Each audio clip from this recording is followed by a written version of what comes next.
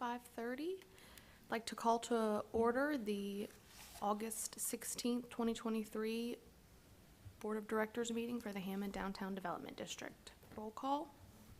Todd DeLon. Present. John Exnicius. Elizabeth Hollywood. Here. Chelsea Kesnick. Kaylee Norton. Cassie Reagan. Here. Evan Singer. Here. Before we get started on our business, I would like to acknowledge the loss of an institution to the downtown family. We lost Mr. Bruce Lebrecht yesterday, the owner of Mariners, and I don't think there's anyone in the city of Hammond, much less the downtown area, that didn't have a good story or a kind word about Bruce. He was just incredible. And of course, he was the father of our board member, Chelsea Kesnick, so our thoughts and prayers are certainly with Bruce's family, Chelsea's family, and the entire Mariners family.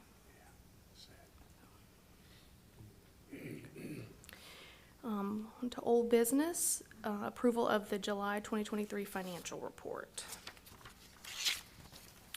So I just want to preface when you're reviewing the report, the city kind of gave us this, they reported everything to Danielle's office a little bit last minute, so there are some entries missing.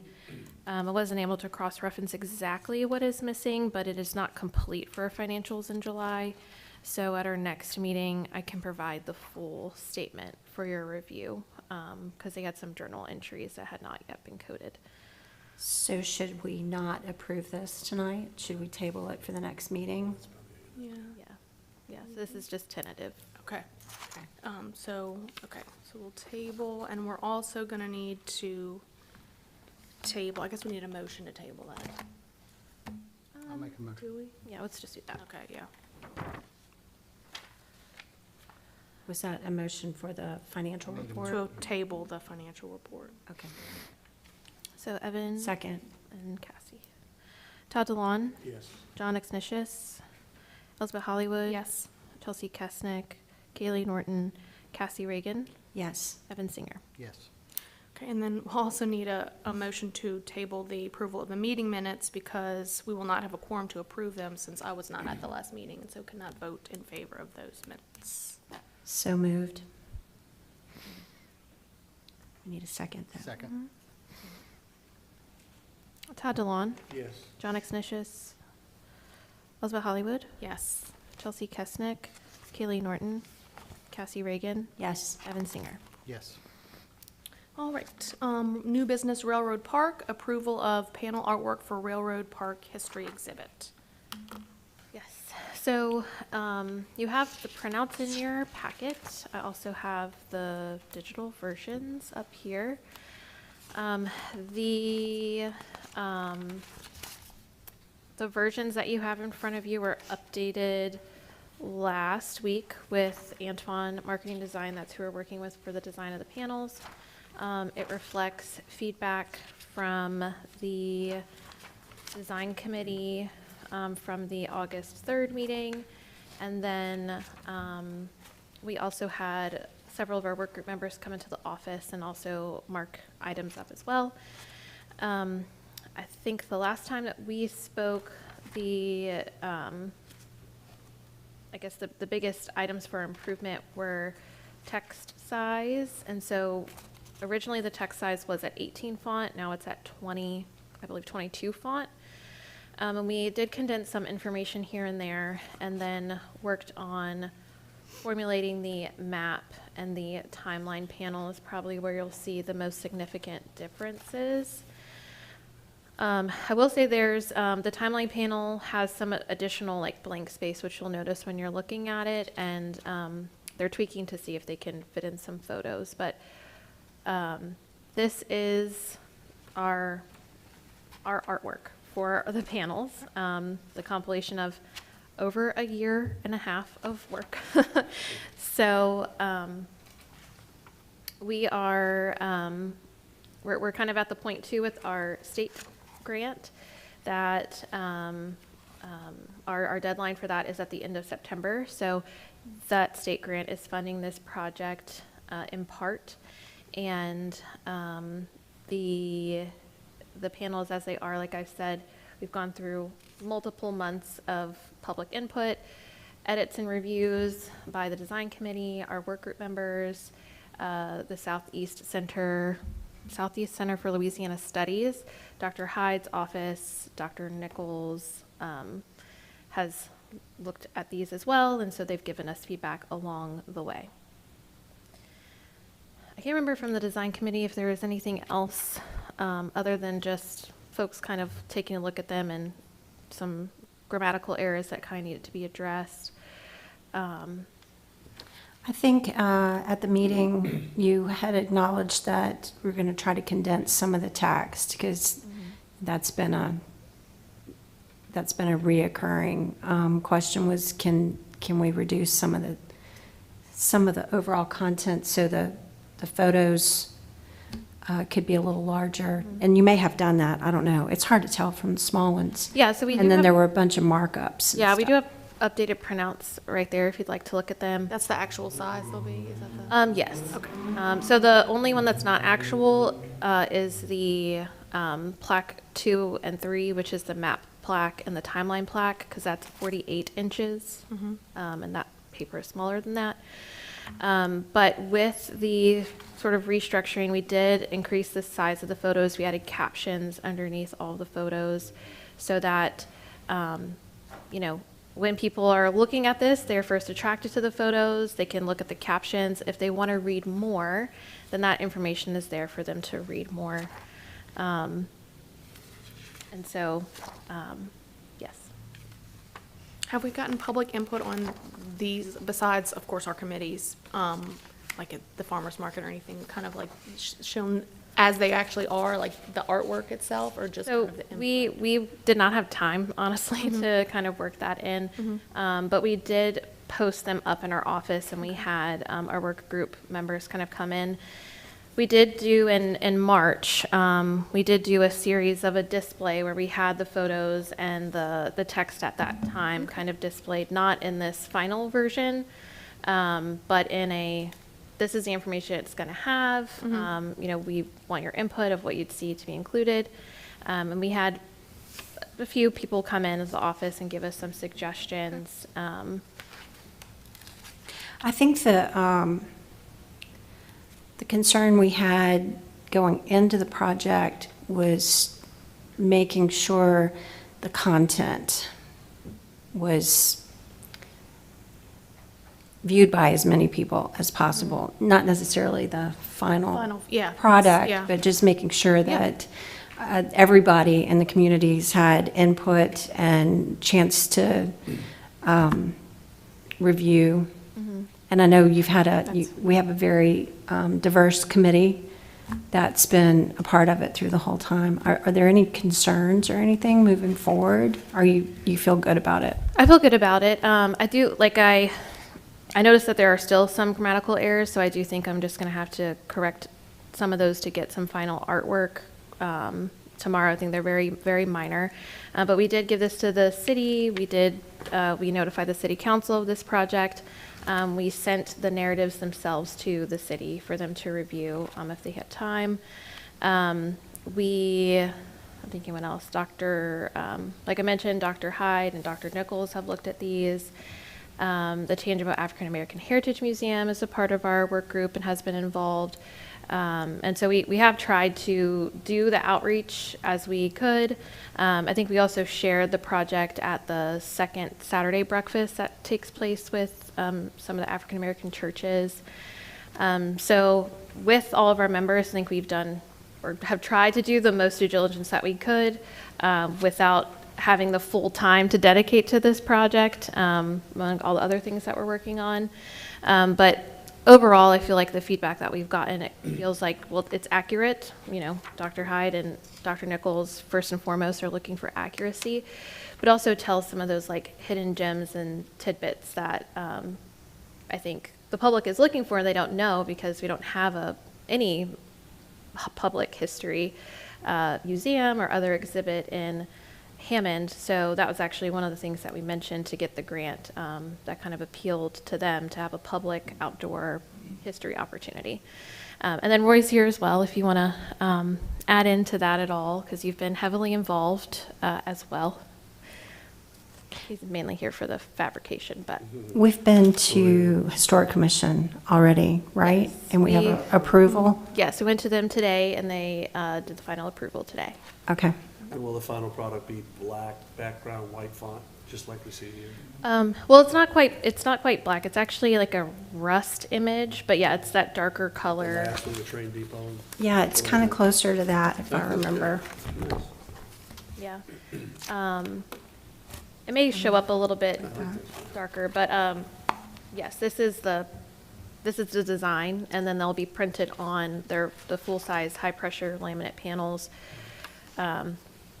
The tall ones, like the map and the timeline, are 30 by 48, and then these ones that are on the smaller columns are 30 by 36. Nice. So do we need a motion to approve for the artwork? Yeah. I mean, I guess so. I think we usually approve the design or conception of something, and then the next item is to enter in a contract for fabrication. So I guess the will of the board, really, I just kind of structured it that way, so it was set up in case we needed it that way. Does anybody have any concerns or any? Okay, then I'll make a motion, we approve the artwork as submitted. I was like, any public input or anything on this? I'll second.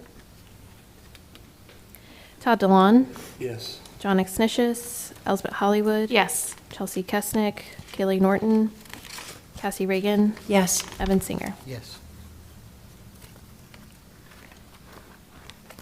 All right, so our next item, again related to the panels, Roy is here to provide some context. What you have in your packet are the submittals that we received and the pricing that they came in at, and then also just a quick snapshot of the budget.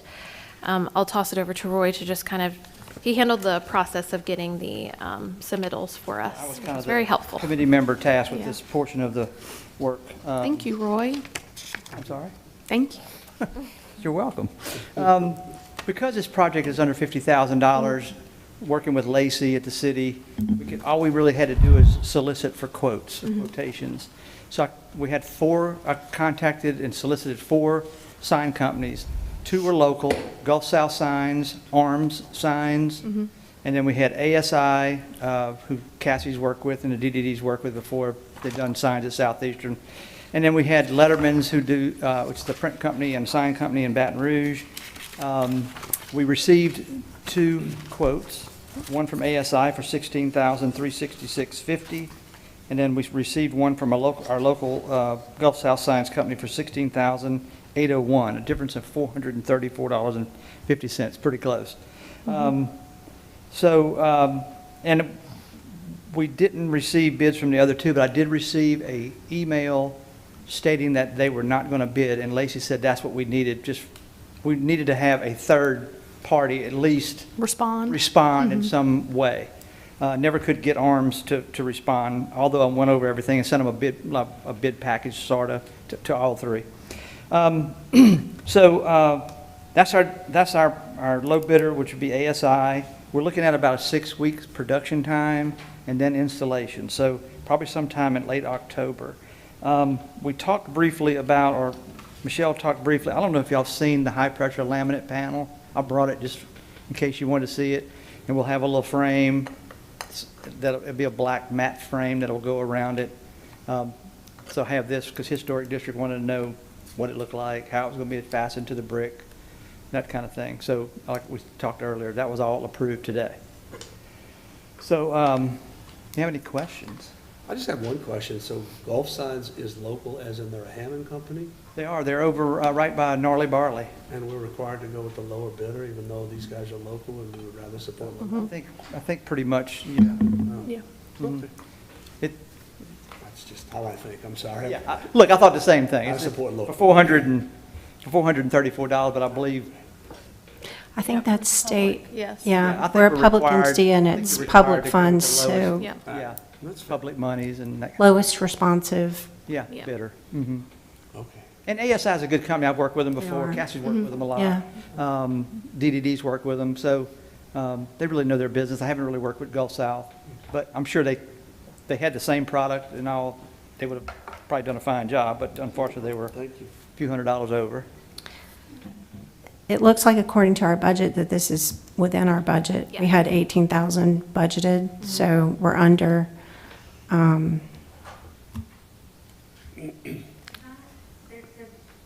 The measurements don't match on those quotes though. So on Gulf South, it has 2 48 by 30, and on ASI, it has 2 at 42 by 36. That's just probably, let me just see if I see that, 42 by 36. Yeah, she probably, the girl I was working with, Kristen, I don't remember her last name, to be honest with you, but I can get her to update that and see if that's going to affect the price. It's only going to go down, if anything, because they're going to be smaller, because this is a larger size that she's quoting. I didn't. The right side. The right size is 30 by 48, 42, 30 by 42. Gulf South has got the right sizes, 48 by 30 and 36 by 30. I'm sorry, so it's 48. And then ASI's got 42 by 36, probably about the same amount of square inches when you get down to it. Or I'll contact them and see about that. Well, I guess the concern is, since I guess the quotes are so close, thanks for bringing that to our attention, Amanda. Yeah. I guess since the quotes are so close, if,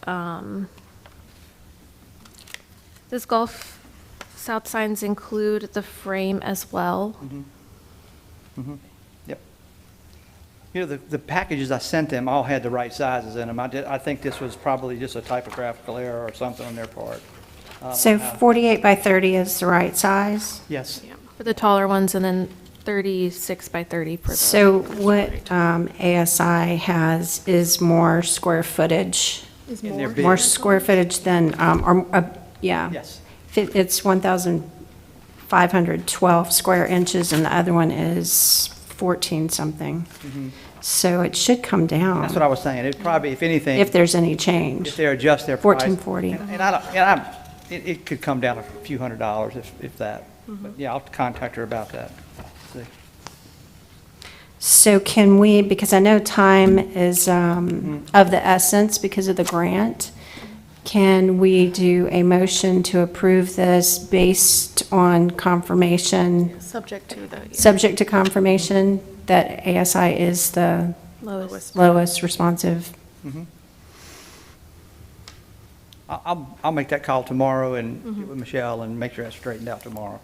Okay, so I make a motion that we approve the quote from ASI Signage based, or subject to confirmation by Roy with the company that this does not alter the price or if anything, the yeah, price, or yeah. Goes lower. definitely not increase. Do not exceed, I guess.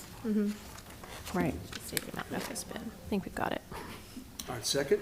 Okay, perfect. Tom DeLon, Yes. John Exnicius, Elsbeth Hollywood, Yes. Chelsea Kesnick, Kayleen Norton, Cassie Reagan. Yes, Evan Singer. Yes. thank you. Thanks, Roy. All right, Design Committee report, Cassie. Okay, the only thing we have on our list today is just to review the sidewalk reimbursement program guidelines. So y'all know we've gone back and forth with this. Michelle provided what you have in front of you for the design committee's review. There might be just a couple of changes based on comments from that Yes. meeting. This includes Andre's review. We also had, yes, we had Andre there, we had Lacey, trying to think if there was anybody else. So we had a great conversation and went back and forth, vetted all the options and, or the options that we knew of at the time. And we feel that this is the best way to move forward, to get the people who want to participate in this program to put together an application as soon as possible, so we know what's coming down the line, and so we can, because we're going to say, you know, first come, first serve, basically. So this puts, you know, this one's first, this one's second, like that. So I know y'all might need a second to look at it and ask some questions.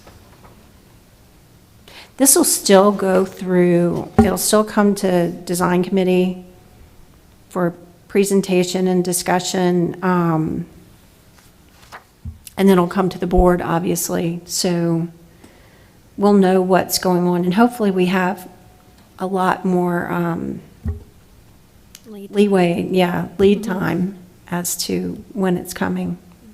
And Cassie, how was the target area identified? So we talked about, and we did revisit that at the last meeting too, but we talked about, we want to get basically the core of the downtown with the sidewalks that meet the master plan or our guidelines, and then move out from there.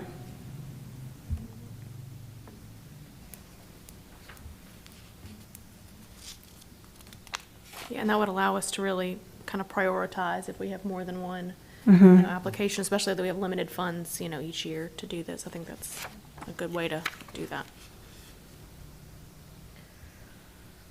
And it's targeted eligible. So we don't necessarily say that it can't be something outside, Yeah. but that would be definitely a priority. Start from the center and move out.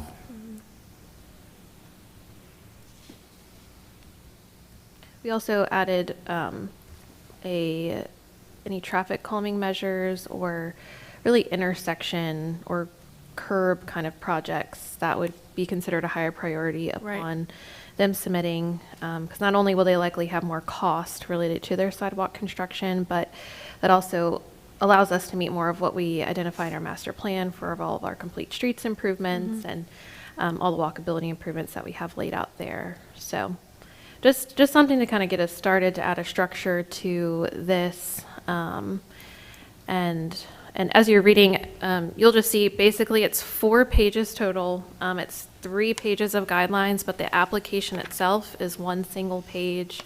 So it's just super simple for us to lay out, basically getting their contact information and then getting to see what the design of what their sidewalk project looks like and a cost estimate, so that we can, you know, work a little bit more strategically and our budgeting and whatnot, so that we're just putting this out there in a way that kind of has the city notified, the DD notified, and the property owner notified.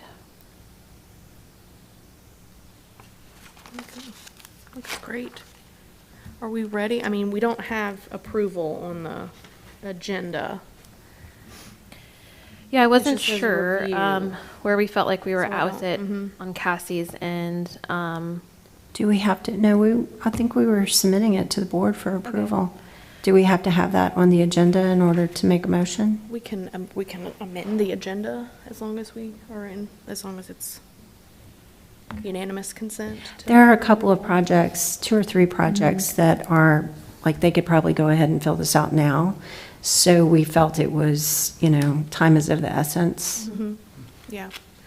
I'll make the motion to amend the agenda to, I guess, Section 2A, approval of sidewalk reimbursement program guidelines and application. I'll second.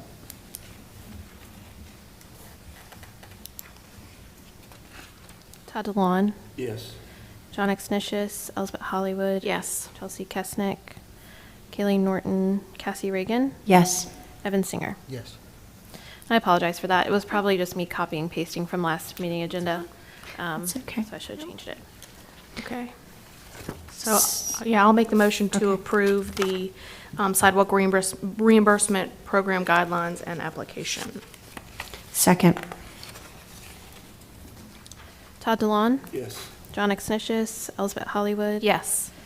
Chelsea Kesnick, Kaylee Norton, Cassie Reagan, Yes. Evan Singer. Yes. All right. DDD loan program, discussion of USDA compliance and loan procedures.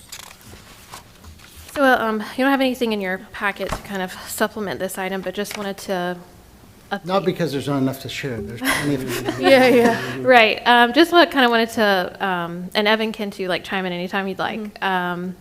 We did our due diligence with contacting the USDA office in Alexandria, and it came to our attention that we were due for a compliance check with their office. And so we are working through all of those steps to get our program back up to compliance as determined by their office. And so I think we've completed the first phase of the compliance. I don't even remember when that was, probably earlier in, maybe it was 2 weeks ago. And we have a call with them this Friday to get the rest of our items taken care of. I think if anything, this will be good for just doing like a gut check to our program to make sure that it's being structured in a way that we feel confident in how we're kind of structuring the program. And they also have a online portal that we'll be using from now on to do some of the administration of our loans. And that will be, I think, really helpful to us and just having one place where all that documentation needs to live. So while it's kind of a lot of paperwork right now, I think it will be worth it to, and it's required, so we got to do it. It'll be a good on the end whenever we get it all up and going. And I know we discussed at our last meeting, I mean, you know, increasing the loan amount and all those types of things. We did get confirmation that any changes to our loan program do have to be approved by USDA. So I think after we meet with them on Friday, we'll kind of get a better idea about what a proposal of changes would look like, how that process works with them, and what changes, if any, we can make. Okay, so we do need to, like, in redoing our loan program, like, application, that does need to be approved by USDA. Yeah, Yeah. and I think the last time they approved anything related to the loan program was a very long time ago. So like, probably the version that Is we're not working one off that- of. yeah. Before I tried to change stuff. Right. I don't even think they had approved that that, one. so. Okay. I mean, it will be okay. Yeah, we just want to be in compliance, But that's we're great, just- yeah. Yeah. So basically, everything we've discussed with changing the loan program procedures, we cannot enact those basically Right. until we get everything sorted out with the USDA.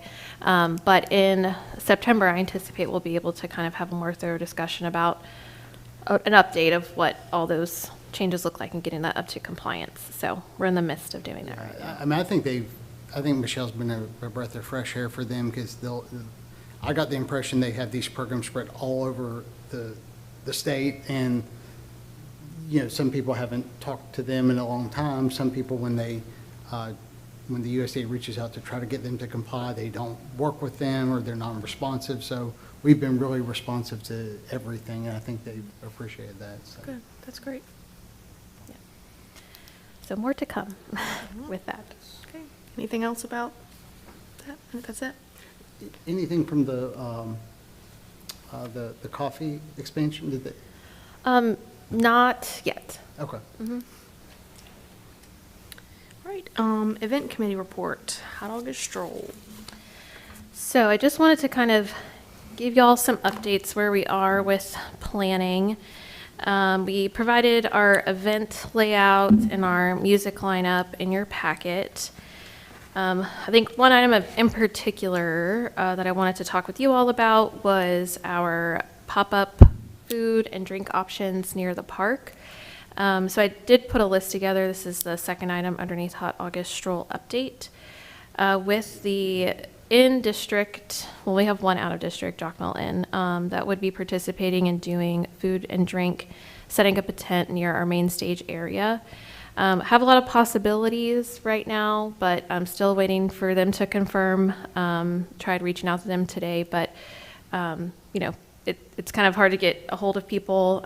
Actually, Truth is a confirmed one, not a possibility, but the food trucks themselves would be required to follow the city permitting process for food, with the food truck ordinance that they passed a couple of months ago. They would be required to do the permitting process that they laid out for that. The permit process does not apply to tent setups. It's only for something mobile on wheels. So the two food trucks, Tacos and Beer and the Rind, Ashley's Arugulu, it's kind of a mouthful, but her snowball trailer, they would have to get their permits together. So I'm working with them to try to get that going so that they're operating as they should. Otherwise, everyone here would be setting up with a tent setup, so they would not be required to do that. So in total, we would have 1, 2, 3, 4, 5, 6, 7-ish, which is, I'm hoping that's going to be enough, for that kind of foot traffic there. I'm interested to see how our, it kind of works out with kind of changing the times and whatnot, and that people are actually being able to go into the restaurants and them offering more quick service options. So we'll kind of see there. This basically means that we don't have any outside food trucks that we're bringing in.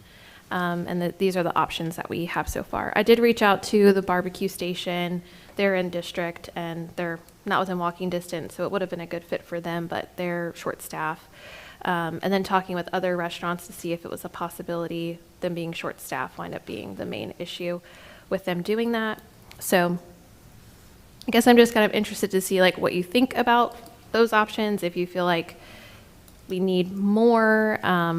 It's kind of hard to tell because in the past we've usually had between around 10 to 12 additional food vendors or food trucks. But it's been hard to tell if we really need that amount. So maybe this is just a good place to start and we can kind of see and work from there. I think moving it and having it all day, I just don't know. I don't feel like we're going to have the crowd that we've had. The overwhelming crowd. Right. And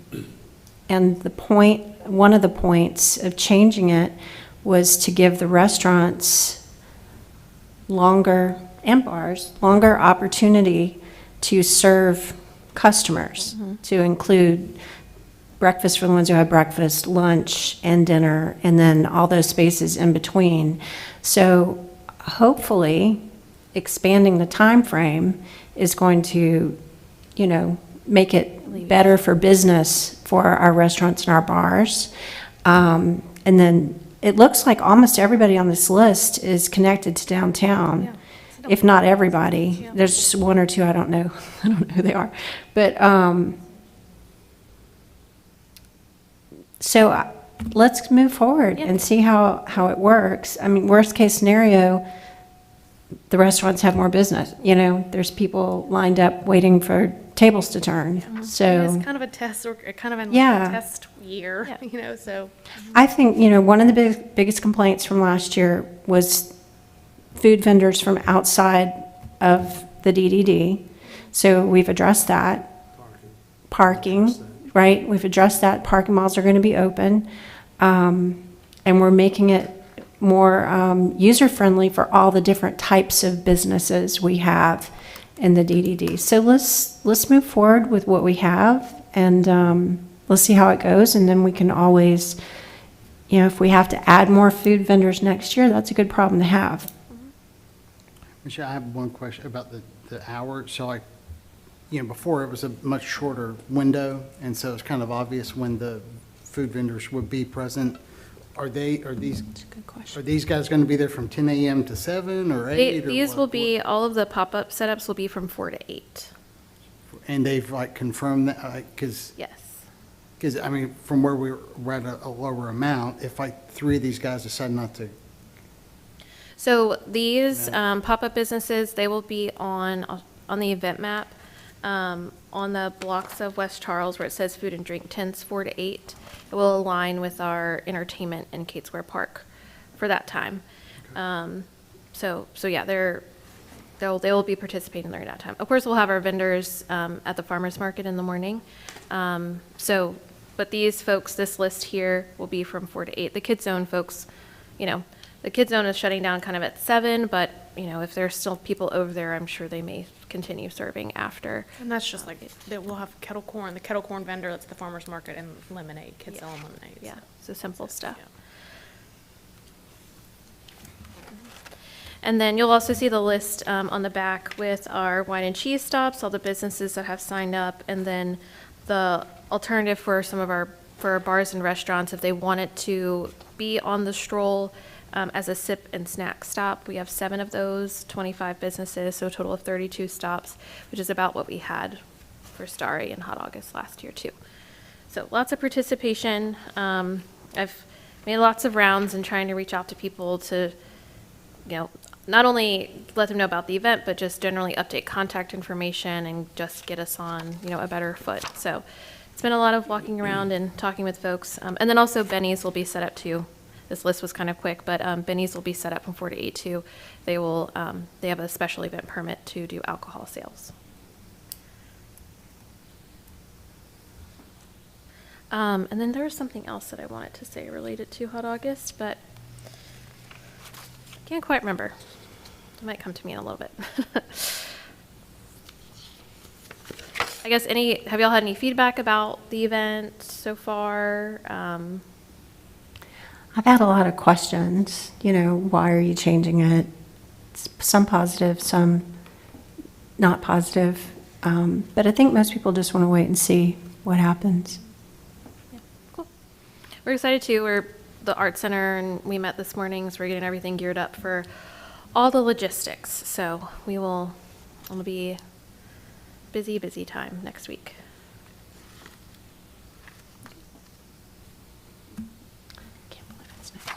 They're here. This is what I remember. Obviously, we know it's going to be warm. We are monitoring the weather.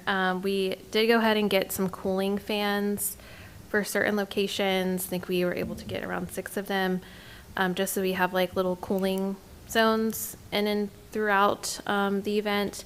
And then First Presbyterian Church, they'll be doing free bottled water and fans from 4 to 8, and then K-Team Printing is also adding on to be a one-time sponsor, and they'll be doing some fans as well.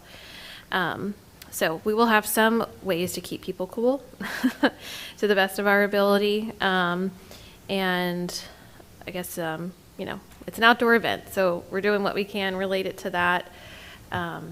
And there's lots of air conditioning in our businesses. I know the forecast changes by the minute, but right now it's showing next Friday, high of 92. Doesn't go to Saturday yet. So next week is not as brutal Yeah.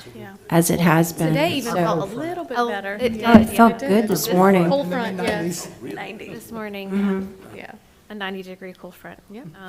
So, To take it. yeah, we'll take it. 100%. Yes. All right. Okay. Anything else about Hot August? Okay. Fall event planning. So, I don't intend for this to be a very big conversation, but I did just want to lay it all out there because it's coming up really soon. So this is really fall and winter event planning. Yeah.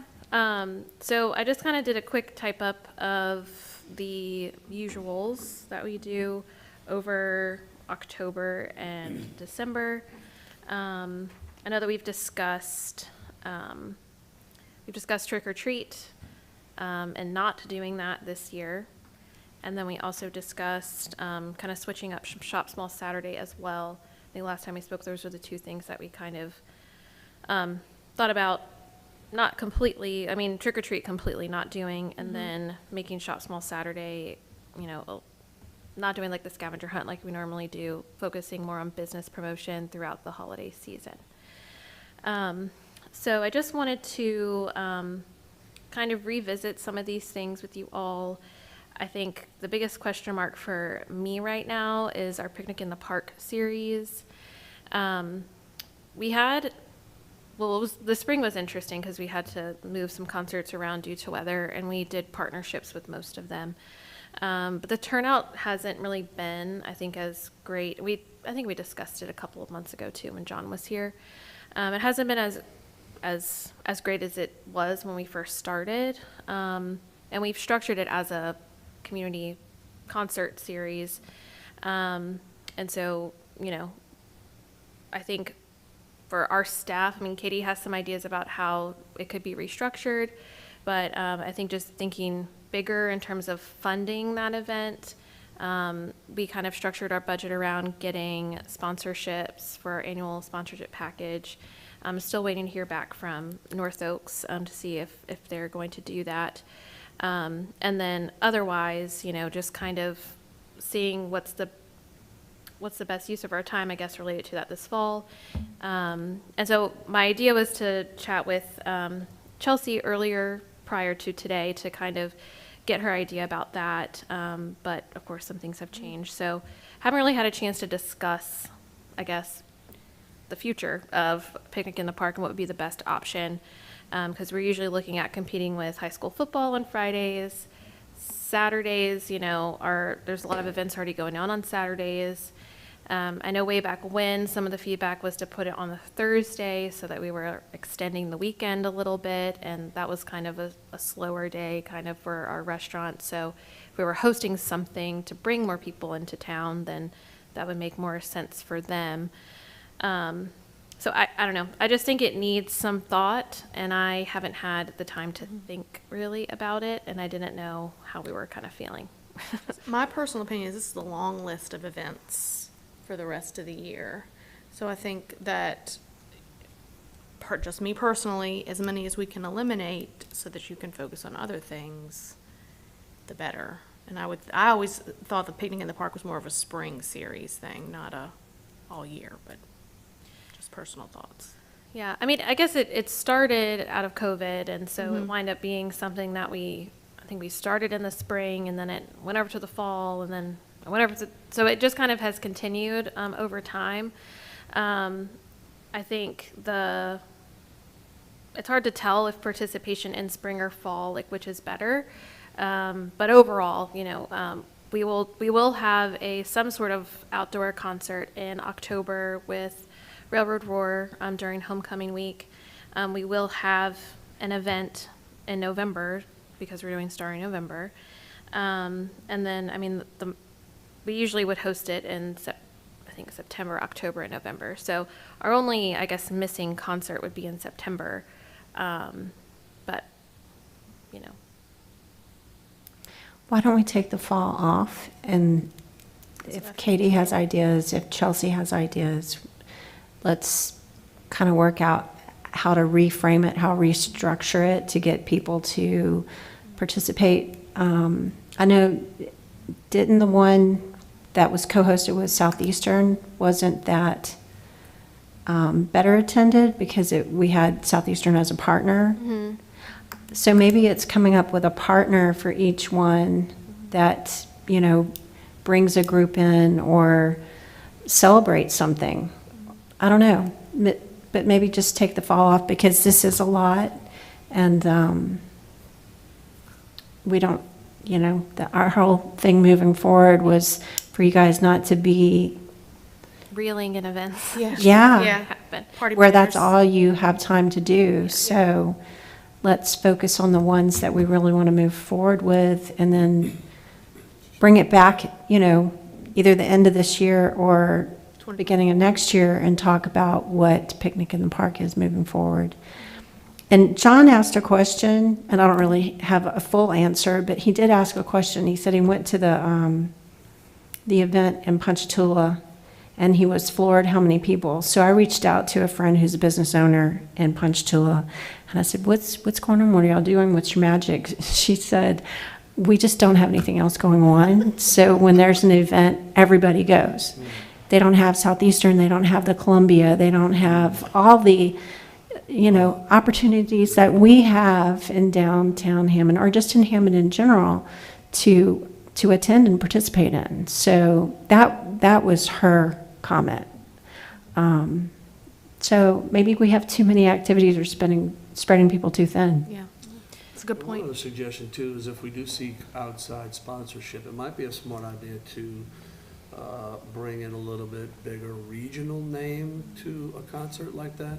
Because, we've got some great and super talented people that play in Hammond, but they play 5 different places in Hammond every week. So it's kind of like they're not going to go to Picnic in the Park to listen to the same artists they listen to at Mariners and the Brew and all the other places. Yeah. throughout That's a good the month. point. Yes. Yeah, Yeah. and I think that's been A our little bit bigger challenge name. is, the budget that we've had for it has, we'd be looking at Restrictive, right? Limit like that. amping up, paying musicians anywhere between $2,000 to $3,000 for the concert, which we've done about half of that at most. So restructuring it would be meaning dedicating more financial resources to it. And so without us having that, I guess, is kind of my holdup too. Because I do think it's great. I think a lot of people look forward to it when there's not so much else going on. But it would need that, it would need a little bit more resource and emphasis, which, I mean, we don't quite have the time to do, if we're being honest. So maybe it will be a good idea to just kind of pause it for the fall and, bring it back a little bit better with what it looks like. And maybe if we could reduce the frequency of it, like that could help. Like then you don't have as many events you're trying to plan and budget for, and maybe if it's less common, people might be more apt to attend it. Yeah. I don't like the idea of just like turning it off, because I'm worried that it won't get turned back on, but I guess that's something you'll. Yeah, I mean, basically what we would be missing out on is a September event. But September is Yeah, so it's- busy. Nobody, I don't. Yeah, with, just like you said, football, I don't know if Southeastern has any Friday football games this year, but they had some last year. The high schools have Friday. I just think people have so much going on in the fall. Yeah. It's hard to. So we're not canceling it, we're postponing it to restructure it. Right, and we do have other events that will take place in Kate Square, Hot August, something else. Oh, the movie that's associated with Starry November. So if we, if something comes up and we can throw something else in there, maybe, but I don't want to do it and overwhelm. Because basically we'd be looking at launching something to do in September, which is less than, it's 2 weeks from now. Yeah. So Yeah. we I ran think into the same anybody's saying issue that. last year when we didn't set dates before Hot August, and it was like a lot of last minute planning. So we would have to get ahead of the fall season and plan it basically in June in order for it to really work. And that was when we were planning Hot August. So, okay. Trick or treat. I thought we decided not to move forward with trick or Yeah. treat. I thought we Guess I actually tried. voted on that. I looked to see, and we did not have a vote, but it was, I guess, after we discussed it, a few board members said some other things. So I just wanted to clarify that we're not doing trick or treat. I mean, I'm probably the one, I don't think we should cancel that either. I mean, I think we're canceling a bunch of, I guess I don't see what we're replacing all these with, but if I'm, My thought is not focus so much on it, like there's, and I mean, and it's kind of a reoccurring thing that that y'all are stretched thin. I think that if that's the case, we need to focus more of our attention on what kind of things that we've been doing. It's not so much events and more of the hard stuff that we've been doing, like restructuring our loans, structuring this sidewalk program so we can encourage people to do, more things like that, and focus on business recruitment, which Michelle's been doing a lot of this year, which I think is incredible. That's just my opinion. It's not, we're eliminating an event, but still focusing on what Well- our downtown businesses here need, business retention, business recruitment. Right. That's, And I'm going back to the whole trick or treat discussion, and I think the impetus for most of the discussion to not do it again was from the people who were actually participating in the event, right? The survey after, didn't most of the people? So I need to pull up the results, but I remember our discussion at the board meeting, because Kaylee participated in it, Chelsea had participated in it, and, it ultimately is just an expense for them. I participate. Yeah. I did too. Yeah. I mean, it was a free-for-all last year. Were you there, Evan? Okay, so it was scary. The sidewalks were so packed that I was literally walking from one store back to the other store, and parents were like grabbing their kids out of the street because they're being pushed out by the crowd. I heard parents say, "This is too much. Get the kids in the wagon. We're going home." It was just too many people. it was And scary. most of the participants were on Thomas, it felt like, and so it felt like there was a lot of, yes, too close to the highway made me, yeah. And it's yeah. expensive. I mean, Yeah, and I know it's, very expensive for them. if you're going to have enough candy to give out for more than 30 minutes, you have to spend at least $500. So you're doing that, and you're not, I can tell you, there was no return. There's nobody that came back and shopped and said, oh, thank you so much for having candy. There were very few people that I saw that were, people that I actually knew. And I think the most important factor too is if you have an event downtown, there has to be a value added to downtown. And don't get me wrong, I love kids, like everybody loves kids, but the fact of the matter is that their parents come and they bring them, they get candy and they leave. They don't go to the restaurants, they don't go to the shops, they don't go to the bars because their kids are with them. So it's just a hit and get is kind of what it is. So events are important for downtown. I agree 1,000% that it creates foot traffic and a visual add-on to downtown, but I think the issue is it has to be a value added at some point for all of the businesses that are in downtown. I think if we did something in the future, like an opportunity for the kids to put their costumes on and have like a little parade or something, but not passing out, basically with everybody who participated, thousands of dollars worth of candy. and they, $1,000 might be that. It's easy. yeah. I mean, and you still will run out. There's no return on investment. And this is just, this is a long list. This is a lot of events for the rest of the year, and, I don't think we're missing anything by eliminating those two.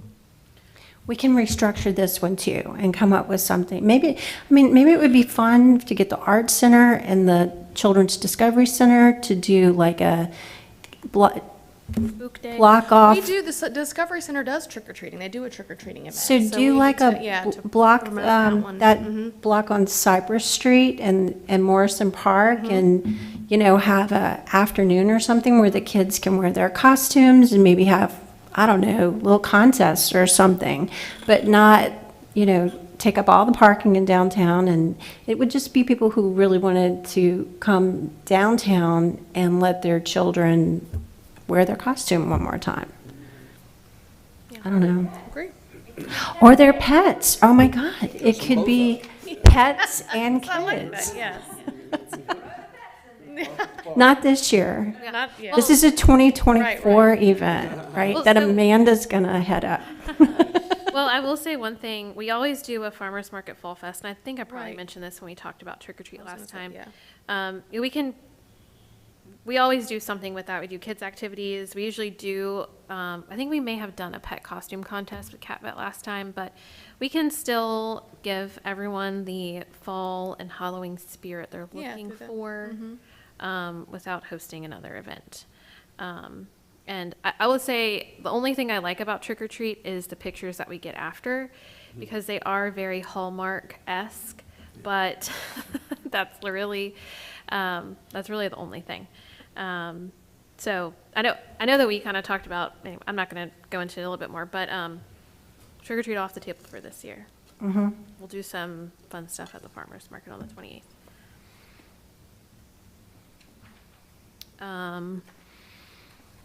Okay, so Is that it for events? I think so. Okay.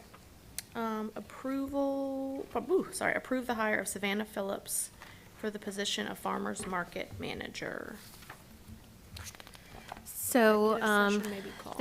let me see if John emailed me. So John has been involved in the hiring process and looking for a manager. We opened applications up earlier this year. We couldn't quite land on an applicant. Opened them back up and did some interviews. Savannah was our intern for this past semester. She was with us from January to, over the summer. I'm sorry. She was with us over the summer. So it was May, June, and July. And she was our farmers market communication intern. You'll see her cover letter here and her resume as well. I interviewed her, and then John also joined for an interview, and he he was supposed to send me a little message, but it looks like he may have not been able to get to it. But he did join in, and we did the DISC assessment, which we've also used in Katie's hiring as well, which was kind of a tool that we used to see, assessing, how they would work and their aptitude and, skills and kind of work style. So both John and I would recommend her a hire for the market manager position. And as me being the previous and current farmers market manager, I think she has great educational background. Currently she has a bachelor's in communication. She's continuing with a double major in visual arts, and she has an extensive customer service background. So I think she has a lot of the nuts and bolts to be a really great lead for the market and allow me to pass off the baton. I just have one question. I'm reading through the letter that you have in here. She talks about social media a lot. She's not just going to be doing social media. She's going to be. She'll be the full manager. So her communications internship was focused on our marketing, social media, newsletter, some vendor communication, website updates. She did do some of the operations. She worked the market throughout her internship. She did handle items with the vendors, speaking with them directly about other things, providing customer service, running our SNAP program, answering questions about vendor applications, all of those duties. So she mostly focused on that during her internship, but she got a lot of exposure to the operations component as well. Okay, so she understands that it's. She understands it's a lot going to be more than the social media. much more elevated than what she did in her internship. Okay. Yeah. I think a big reason too why she did a lot of social media stuff was because whenever it was me or Michelle working, we were handling the vendor logistics side of everything, and so we had her create content, and also in doing that, she developed more rapport with the vendors and customers who come to the market as well. So that was a big focus. Okay. I just want. I've hired people to, work a position, and all they want is to take over your social media, and they don't want to do anything else. So I'm just making sure. She's fully prepared to take over all the responsibilities as we have enumerated. Okay. Just making sure. Yes, well, I appreciate that, yes. It's all about becoming a social media influencer these days. All right, well, And I did put it, Yeah. if there's anything you also would like to discuss, I did put executive session on here in case we had to. So that is available to you all. I didn't know if it was a formality for her to be invited here, so I didn't wind up doing that. But like I said, John was involved, and we both would recommend. I know this is the second time you put out an application for it. I know you've done your due diligence in interviewing everybody that's applied. Her resume and her letter looks good. I know you and John have both interviewed her. Like I said, I know you've been very thorough, so I would. If you're Make the comfortable motion, yeah. working with her, I also very enthusiastically would enjoy having her be a part of the team. She'd be great. She'd Okay. be awesome. All right, that's all I need to know. do we need to make a motion? Yep. Okay, I move that we approve the hiring of Savannah Phillips for the position of Farmers Market Manager. I'll second. Todd DeLon, Yes. John Exnicius, Elizabeth Hollywood. Yes. Chelsea Kesnick, Kayleen Norton, Cassie Reagan, Yes. Evan Singer. Yes.